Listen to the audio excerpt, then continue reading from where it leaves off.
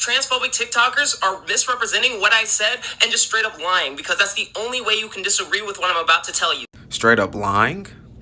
That's interesting. This is episode 12 of Exposing Lies on TikTok.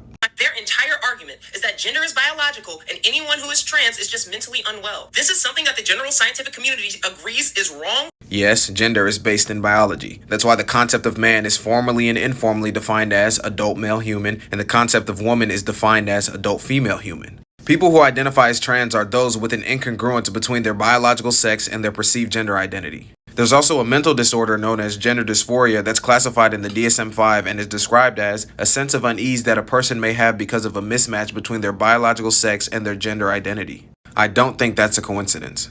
When it comes to chromosomes, XX equals female, XY equals male, and any other combination of chromosomes is intersex. Not necessarily. XX is generally associated with females and XY is generally associated with males, but what actually determines gender is the activation of the SRY gene in the Y chromosome. So males are males because the SRY gene successfully activated in the Y chromosome, which initiates male embryonic development. Females are females because they have no activation of an SRY gene, so they undergo female embryonic development.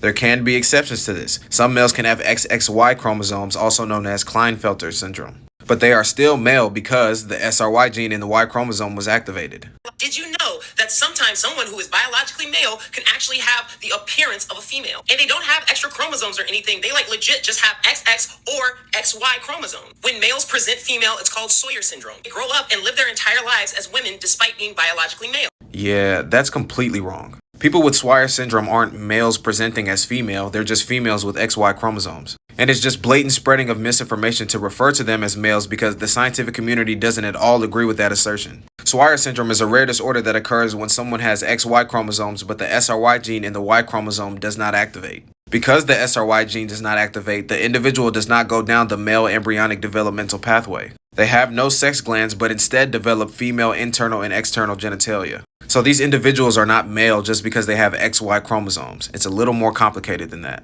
We know what brainwashing somebody on the basis of gender looks like, and we also know that it doesn't fucking work. A long time ago, a crackpot psychologist called John Money conducted an experiment. It's kind of ironic that you mentioned John Money, the sick and twisted doctor who used someone with a medical condition to experiment on and justify his theory of gender identity. Because here you are trying to use people with intersex conditions who are completely unrelated to those who choose to identify as trans as a way to justify your gender ideology. All while making claims that are eerily similar to claims that John Money himself made. I think it's time to take a good look in the mirror.